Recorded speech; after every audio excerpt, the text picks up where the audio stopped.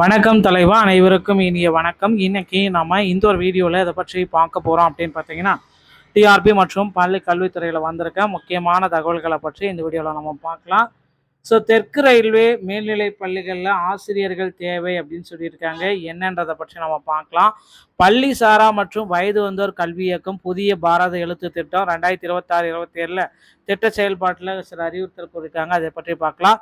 கோடை விடுமுறையில் ஆன்லைன் வகுப்புகள் தனியார் பள்ளிகள் மீது பெற்றோர்கள் புகார் அளிச்சிருக்காங்க. கோடை விடுமுறையில் ஆன்லைன் வகுப்புகள் நடத்தினா தனியார் பள்ளிகள் மீது பெற்றோர்கள் புகார். கோடை வெயிலில் திறந்த வெளியில் செல்லக்கூடாது, மாணவர்களுக்கு கல்வித்துறை ஒரு எச்சரிக்கை விடுத்திருக்காங்க. இதை பற்றி எல்லாமே இந்த ஒரு வீடியோவில் முழுமையாக நம்ம பார்க்க போகிறோம். ஸோ 2013 டெட்டில் பாஸ் பண்ணவங்கூடான போஸ்டிங் எப்போ போட போகிறாங்க அதை பார்க்கலாம்.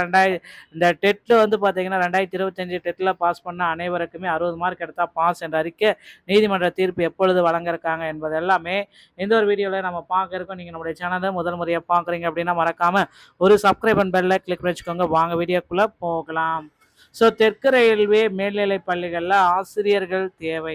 ஸோ தெற்கு ரயில்வே மேல்நிலை பள்ளிகளில் பிஜிடி இயற்பியல் 1, வேதியியல் 1, கணிதம் 1, உயிரியல் 1, கணினி 1, அறிவியல் 1. ஸோ இது எல்லாமே வந்து பார்த்திங்கன்னா அந்த தெற்கு ரயில்வேல இப்போ இருக்கிற வேக்கன்சிஸ் பட்டியலை தற்சமயம் நமக்கு விட்டுருக்காங்க.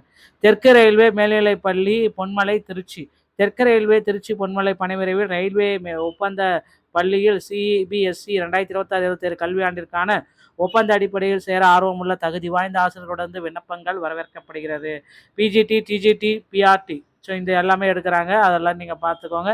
ஸோ தகுதியான விண்ணப்பதாரங்கள் எங்கள் அதிகாரப்பூர்வ வலைதளத்தில் போயிட்டு நீங்கள் விண்ணப்பிக்கலாம் அப்படின்றத குறிப்பிட்றாங்க. சவுத்தர்ன் ரயில்வே வெப்சைட்டில் நியூஸில் அப்டேட்டில் பர்சனல் பிரான்ச்சி information control teacher RHSS CBSE GOC 2026 நீங்கள் விண்ணப்பிக்கலாம் அப்படின்றதையும் சொல்லப்படுறாங்க. விண்ணப்பிக்க கடைசி தேதி 18/5/2026. QR மூலமாகவும் விண்ணப்பத்தை கூகுள் லிங்க் மூலமாகவும் கொடுக்கலாம் அப்படின்றத கொடுத்துருக்காங்க. ஸோ கண்டிப்பாக இதை பயன்படுத்திக்கோங்க. அடுத்து இந்த பள்ளி சாரா வயது வந்தோர் கல்வி இயக்கம் புதிய பாரத எழுத்தறிவு திட்டம் 2026 திட்ட செயல்பாடுகள் குறித்து குறிப்பிட்டிருக்காங்க. பள்ளிக்கல்வித்துறை கோரிக்கையின் ஆன்லைன் அந்த எழுத்தறிவு திட்ட ஏற்பு கூட்டக்குழுக்கள் எல்லாமே நடந்திருக்கு.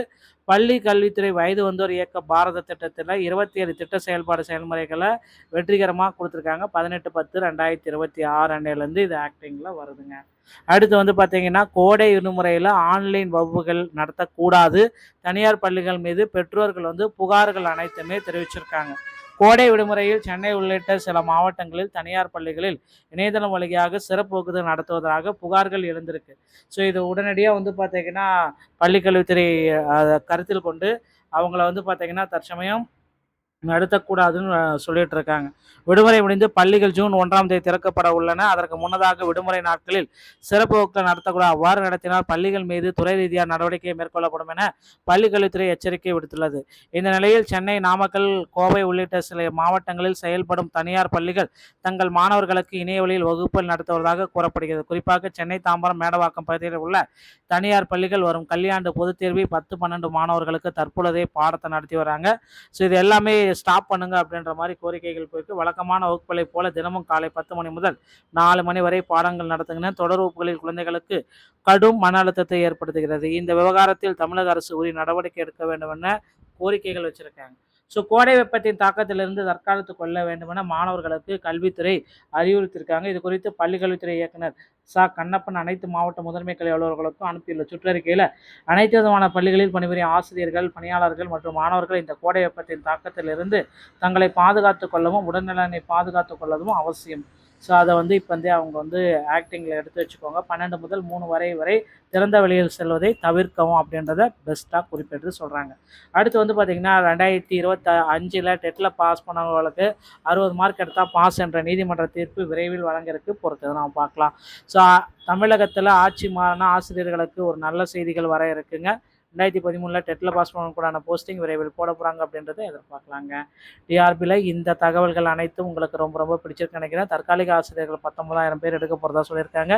அதே மாதிரி அசிஸ்டன்ட் ப்ரொஃபஸருடைய தேர்வை ரத்து செய்யணும் அப்படின்ற கோரிக்கைகள் வலுவாக எழுந்திருக்கு. இதற்கான இறுதி தீர்ப்புகள் விரைவில் வெளியாகலாம் என்று எதிர்பார்க்குறேங்க. வீடியோ பிடிச்சிருந்தா நீங்கள் நம்மளுடைய சேனலோட இணைந்திருக்கிற மீண்டும் ஒரு நல்ல தகவலை நான் உங்களை சந்திக்கிறேன். நன்றி, வணக்கம், தேங்க்யூ.